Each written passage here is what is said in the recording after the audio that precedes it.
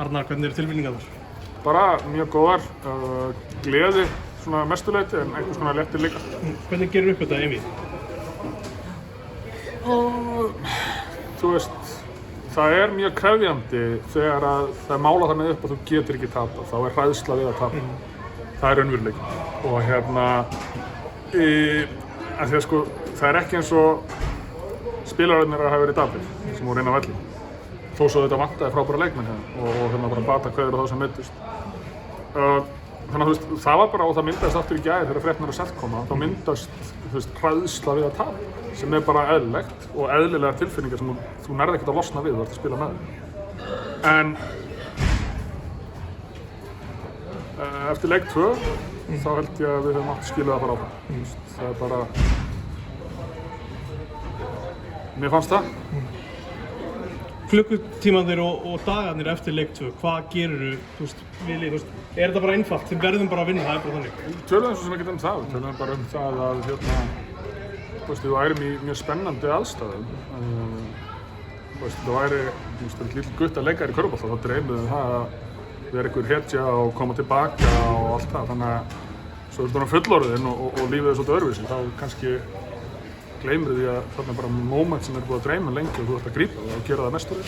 Það var mikið mótlæti, var það eitthvað sem þið nýttið ykkur? Nei, ég er í grunninn ekki svona, þú veist, eitthvað að setja einhverjar klippur frá einhver blaðasnápunum upp á vegg og spila einhver vídeo af því sem einhver er að segja. Við bara það, þú veist, nenni ég yfirleitt ekki sko. Mér finnst ekki það gaman að hlusta á okkur, ég nenni að vera eitthvað að fara í gennum það. Þannig að við einfallega, þú veist, við erum bara, þú veist, mér finnst við vera með sterkt teymi, þú veist, það er styrktarþjálfari sem passar bara í coverið með sjúkraþjálfurunum, hann sér alveg það og við erum með íþróttasálfræðing sem kom mjög sterkur inn í þessari seríu og er búinn að vera að vinna með okkur undanfarna mánuði og svoleiðis hlutir skipta miklu máli. Þetta er krefjandi og þetta er erfiðar aðstæður að vera í þó þetta sé bara leikur, sko, þá er þetta ansi mikið undir tilfinningarnar. Fannst þér einhver einn lykill að þið vinni þennan leik 5? Byrjum rosa vel og svo verðum við hræddir hérna í restina en sýndum hugrekki á ögurstundu og það er kannski það sem skóp þetta. Spilar inn í að þeir voru þreyttir, það er bara þannig, það er bara raunveruleiki að spila það inn í. Hvernig var að eiga við Baldur bara í seríunni? Bara ógeðslega góður þjálfari og bara gaman að keppa en ég held að við höfum aldrei mæðst í seríu áður.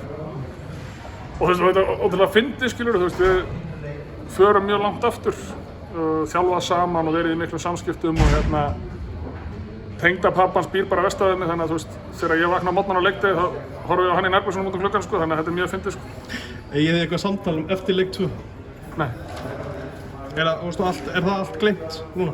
Ég bara setjumst ekkert niður og tölum það, við erum ekkert búin að tala saman núna örugglega í mánuði eða eitthvað skilur við sem er bara eðlilegt fyrir utan hann að við hittust ekkert út í garði hjá tengdapappans. Takk fyrir þetta, Arnar.